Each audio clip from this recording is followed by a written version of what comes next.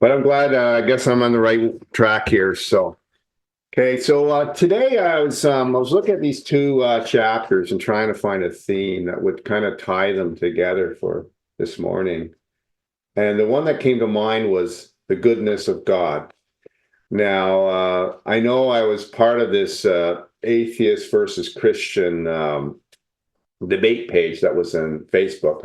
I've given up on it. I found that it was leading me in places I didn't want to go. But anyway, one of the biggest things that kept coming out, certainly from the atheist point of view, is that when they don't think the Christian God is good.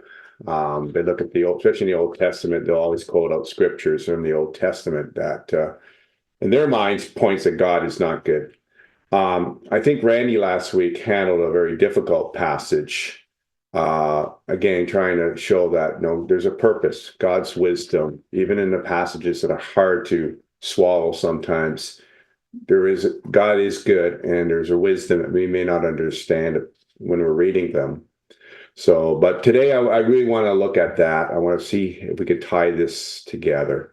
The second thing I want to do today is I want to bring in the influence of the gospel, because as the Old Testament was basic training, these people were coming out of slavery. They really, their background was pagan. I mean, their knowledge of God was probably oral history about Abraham, Isaac, and Jacob's God, but they didn't know God. I mean, they saw the miracles, and some of the children probably weren't born at the time. They were when Deuteronomy was being was being presented. But they heard the miracles. But honestly, miracles do not teach you about God. They only teach you that God is powerful and God is on your side.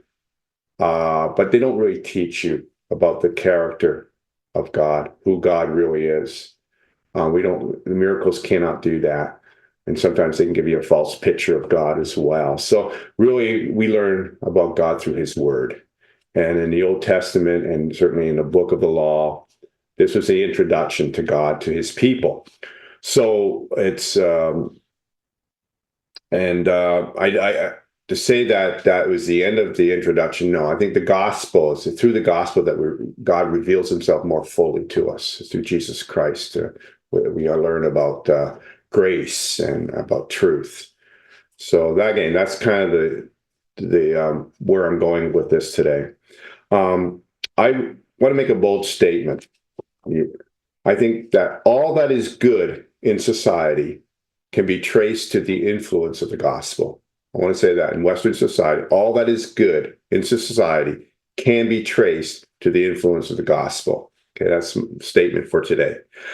Jesus Christ is Lord, and I believe he's executing his will in the world despite the rebellion of sinful humanity.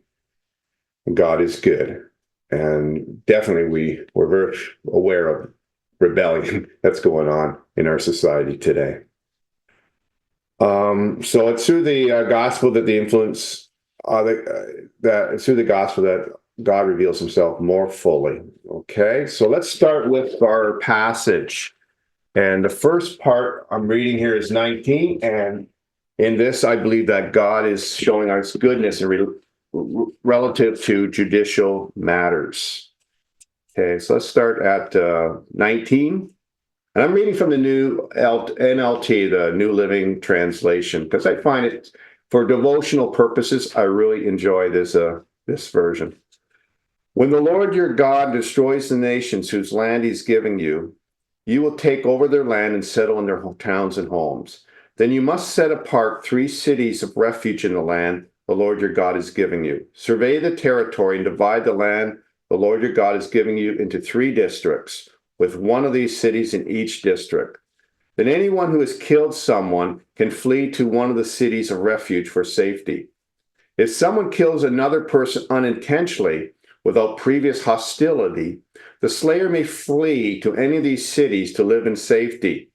For example, suppose someone goes into the forest with a neighbor to cut wood, and suppose one of them swings an axe to chop down a tree, and the axe head flies off the handle, killing the other person. In such cases, the slayer may flee to one of the cities of refuge to live in safety. If the distance to the nearest city of refuge is too far, An enraged avenger might be able to chase down and kill the person who caused the death. Then the slayer would die unfairly, since he had never shown hostility towards the person who died. That is why I am commanding you to set aside 3 cities of refuge. And if the Lord enlarges your territory as he swore to your ancestors and gives you all the land he promised them, you must designate 3 additional cities of refuge. He'll give you this land if you're careful to obey all the commands I have given you. You always love the Lord your God and walk in his ways. That way, you'll prevent the death of innocent people in the land the Lord your God is giving you as your special possession. You will not be held responsible for the death of innocent people. But suppose someone is hostile towards a neighbor and deliberately ambushes and murders him and then flees to one of the cities of refuge. In that case, the elders of the murderer's hometown must send agents to the city of refuge to bring him back and hand him over to the dead person to be put to death. Do not feel sorry for that murderer. Purge from Israel the guilt of murdering innocent people. Then all will go well with you. You know, God does care about criminal justice. He's not pleased when innocent people are punished for crimes that they didn't commit, or when the punishment goes way beyond what is warranted. In ancient times, we didn't have a criminal justice system like today. We didn't have a police force that could protect people. I mean, the police force protects innocent people, but also protects accused people, protects them until which time they can have a fair trial. And this is something we have in society and we take for granted. But in ancient times, those things weren't into place. I believe the current systems we see now in Western democracy have evolved over centuries because of the gospel's influence, and it really is a gift from God. People are considered innocent until proven guilty, and they have a right to counsel. In Canada and the U.S., they have a right to appear before a jury, their own peers, to be judged. It's not going to be just one person. 12 men and women will judge them to ensure that if they are guilty, they'll be found guilty. But if they're innocent, they will not be punished for a crime they didn't commit. We also have the right to face our accuser. So there could be no secret trials and people being basically found guilty of crimes that they don't even know why they're being found guilty, and they have no recourse. So people cannot be punished on the whim of the offended. The guilt must be established, and protections are in place to ensure that. Sometimes it's frustrating to see that, but these are gifts from God, and really is there to protect people who are innocent. God hates it when innocent people are punished for crimes that they didn't commit. In this passage we just read, God has now put into protections into place for someone who accidentally kills a fellow Israelite. Now he gives the example about axe flying off the handle and hitting somebody. Maybe that's where that expression comes. He flew off the handle. But anyway, this is an example that Moses gives to his people to show that this is an accident. This is not something that somebody intended. But of course, when something like that happens, the family of the person who's being killed would be enraged or upset. And in their emotion, they may not be thinking straight and they just want revenge, and they're going to take their matter into their own hands. And that's what happens when there's no control. People will tend to take matters into their own hands because of the emotions they're feeling. Cities of refuge would allow the accused to find a safe place until which time their case would be heard. And Moses assured that these cities would be within fleeing distance, so that the people would have a chance to get to the city before they would be caught up by the family or the avenger of blood, as it's said here in the scriptures. And once they got into that city, they would remain there. Now, there's another passage elsewhere in the Bible that talks about the death of the high priest, but technically they had to stay in that city, because if they left the city, then again, the emotions of the people might be just, he's out of the city, let's go get him. So they were safe as long as they remained in the city. But if they had killed that person maliciously, if there was intent and it was proven, they would not be able to remain in the city. The authorities of the city would turn them over to be punished.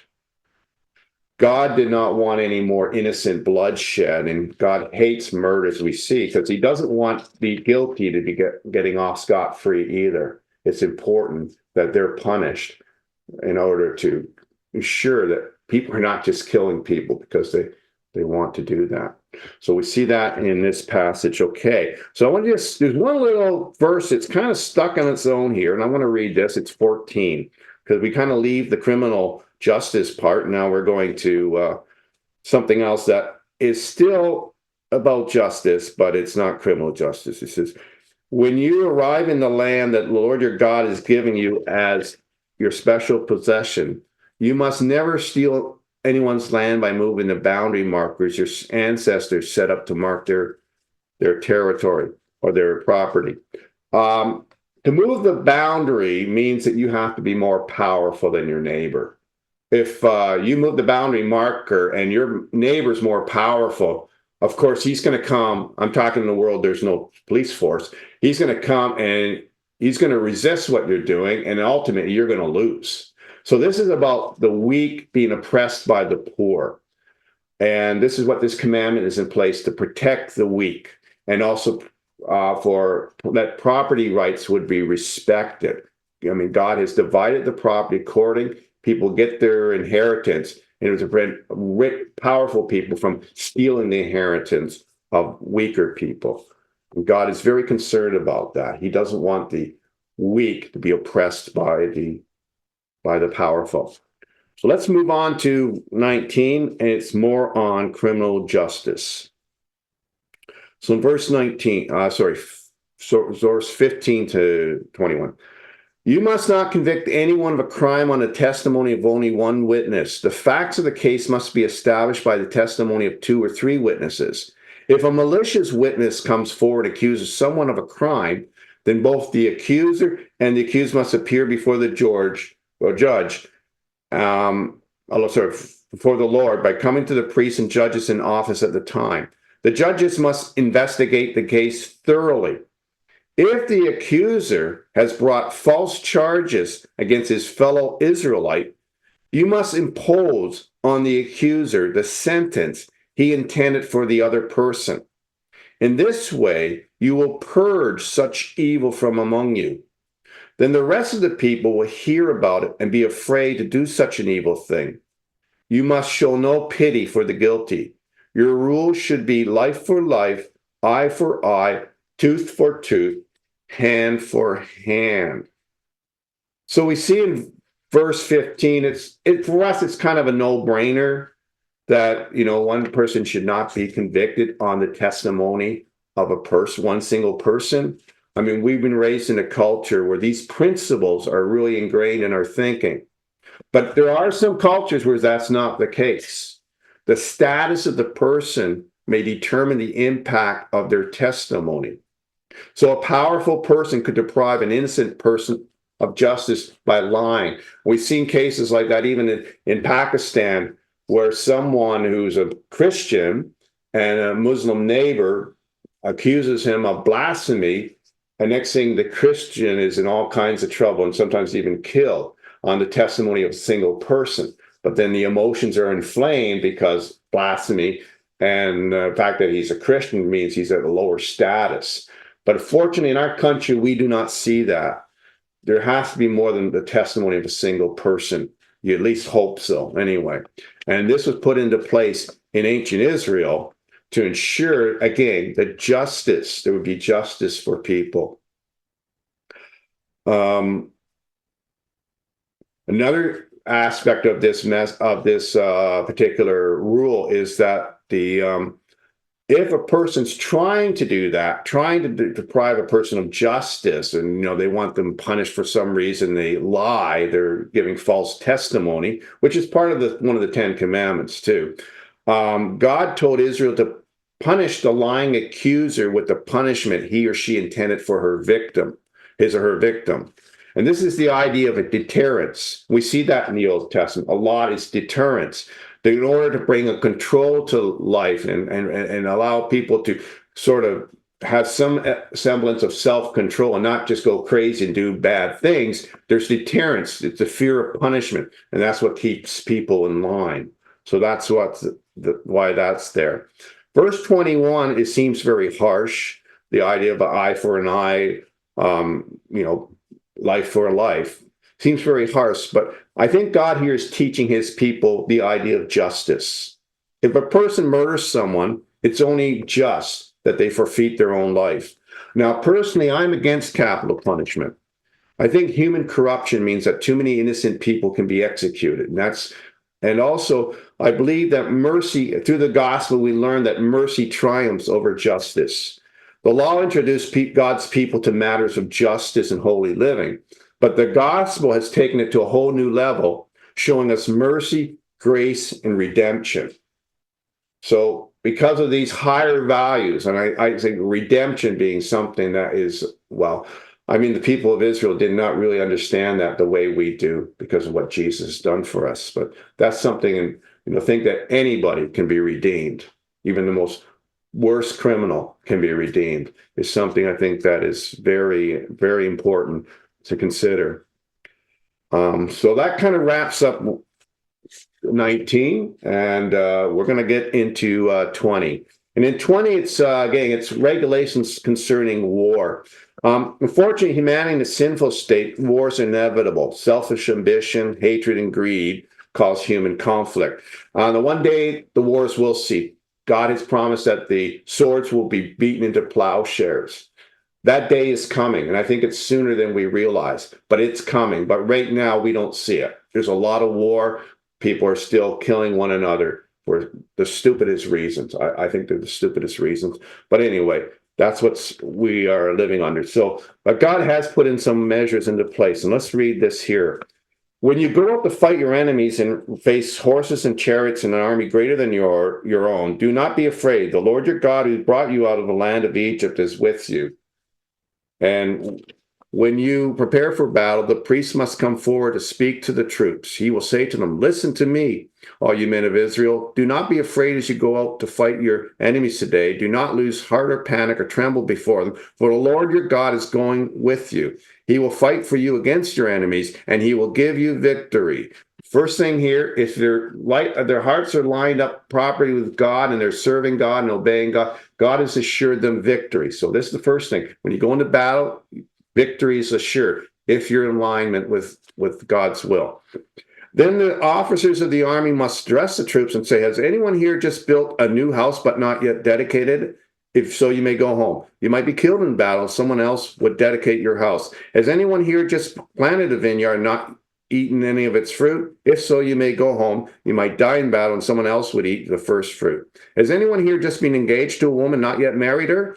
Well, you may go home and get married. You might die in the battle and someone else would marry her. Then the officers will also say, is anyone here afraid or worried? If you are, you may go home because you may frighten everyone else. When the officer is finished speaking to the troops, they will appoint the unit commanders. So we see because you trust in God, it allows them to be gracious towards the men who may be serving in war. And, someone who's just got married, hasn't had a chance to enjoy time with his wife. Say, go home, enjoy time with your wife. You just bought a property, you haven't had a chance to eat of its fruit. Go home. You're afraid? Go home. We want people whose hearts are fully engaged. And this is the key. Fully engaged hearts. You don't want someone whose heart is, torn between two things. And this is the freedom you have to do when you trust that God is going to give you victory. And I love this part. As you approach a town to attack it, you must first offer its people terms for peace. If they accept your terms and open the gates to you, then all the people inside will be served you in forced labor. But they refuse to make peace and prepare to fight, you must attack the town. When the Lord your God hands the town over to you, use the swords to kill every man in the town, but you may keep for yourselves all the women, children, livestock, and other plunder. You may enjoy the plunder from your enemies that the Lord your God has given you. So we see here, you offer the people a chance for peace. Now, wars are going to happen, and of course, they're going to surround this town, which may have already shown previous hostility, but they give them an opportunity to surrender, as opposed to just going in and slaughtering them. Again, there's something in place. Now, men, well, in times of war, usually the men are the ones carrying the arms. So, I mean, it's hard. It's really difficult for us to say, hey, just slaughter all the men. And it's somewhat abhorrent, but under the circumstances, you can see why that was in place. Now, these instructions apply only to distant towns, not to the towns of the nations in the land you enter. In those towns, the Lord your God has given you as a special possession. Destroy every living thing. You must completely destroy the Hittites, Amorites, Canaanites, Perizzites, Hivites, Jebusites, just as the Lord your God has commanded you. This will prevent the people of the land from teaching you to imitate their detestable customs in the worship of their God, which would cause you to sin deeply against the Lord your God. And God tells the reason for this. This rule that he's put in place concerning war did not apply to the Canaanites in the promised land. He wanted them to be utterly destroyed because his concern was that if they weren't, they would turn Israel astray.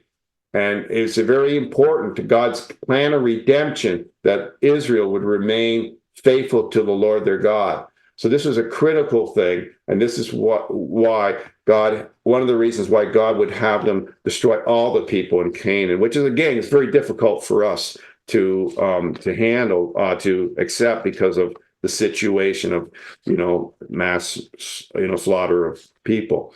And finally, when you're attacking a town and the war drags on, you must not cut down the trees with your axes. You may eat the fruit, but do not cut down the trees. Are the trees your enemies that you should attack them? You may only cut down trees that you know are not valuable for food. Use them to make the equipment you need to attack the enemy until it falls. And lastly, sometimes God's word is there to teach us common sense. I mean, in a siege of a city, they might get very impatient, and human nature tends to be very short-sighted. And God's putting this commandment in place to say, hey, don't destroy the fruit trees. You're going to want them later. I know you're impatient. You want to get this town, but don't destroy the fruit trees. So in closing, I want to just look at, again, how the gospel has had influence on war. My notes here. Henry Dunant was a devout Christian Swiss businessman who witnessed the horrors of war at the Battle of Solferino in Italy. As a result of his experience, he advocated for an organization to care for the wounded, regardless of which side they belonged to. And this organization became the Red Cross. And Henry was also involved in the First Geneva Convention Conference in 1864, which provided rules to ensure prisoner of wars would be treated humanely. The gospel, even in times of war, the gospel has had an influence to try to bring some mercy, to what is a terribly chaotic and horrible experience, to try to, bring God's compassion into that situation. Again, under godly men and godly women have had an influence on that. Florence Nightingale was a godly woman, and she was involved in nursing in World War I. Again, to bring God's compassion into a horrible situation. So I hope in what we've done here is kind of show you the goodness of God, even through these passages. That's been kind of my goal. And what I like to close on is a song from C.C. Winans on the goodness of God. And we'll close with that.